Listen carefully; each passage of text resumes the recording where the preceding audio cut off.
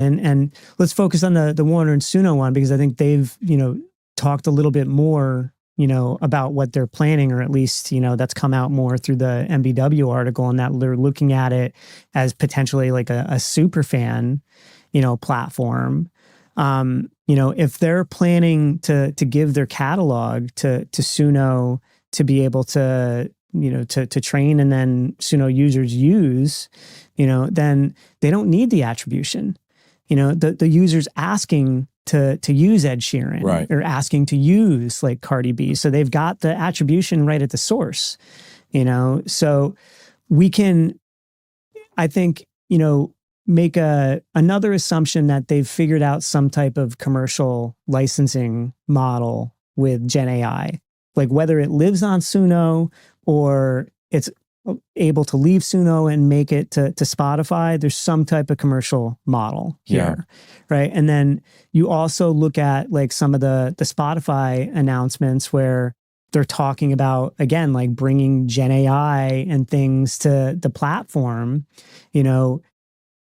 It's not too far-fetched to think about like, well, what if they like bring some type of like Suno, into that platform, and, fans are able to,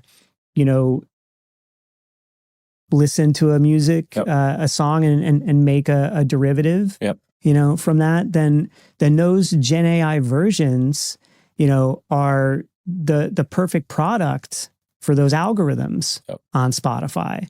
And with personalization, it means that we're not going to hear the different derivatives. Like you like a rock version, you're going to get the rock version. I like a hip hop version, I'm going to get the hip hop version.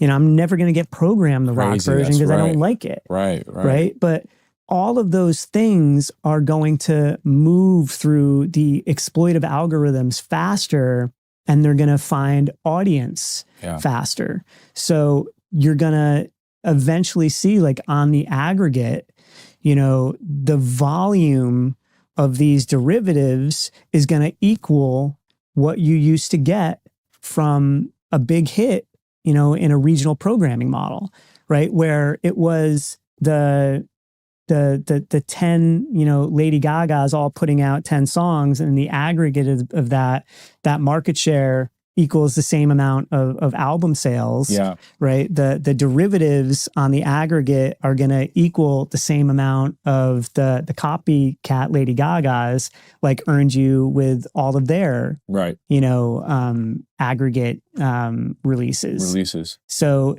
it's really just like a game of moving chairs, right? And you go back to, I keep going back to the early days of the music industry. And then again, like thinking about this Goldman Sachs, article in 2022 is, in the modern day, you don't need a record label to do the things that you used to need them to do, right? You don't need them to put together a performing artist and a marketing campaign for you, because you're doing that anyway.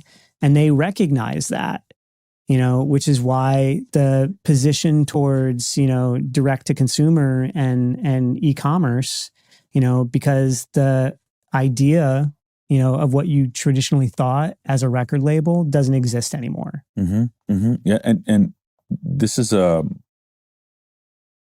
was an article on MBW as well with Spotify and the majors doing a deal. And there was something else there that speaks to what you're talking about, where Lucian says, it is essential that we work with strategic partners such as Spotify to enable Gen AI products within a thriving commercial landscape in which artists, songwriters, fans, music companies, and technology companies can all flourish. So what that essentially means to me from everything you're saying is we're going to unlock a bunch of capital. Totally. Money.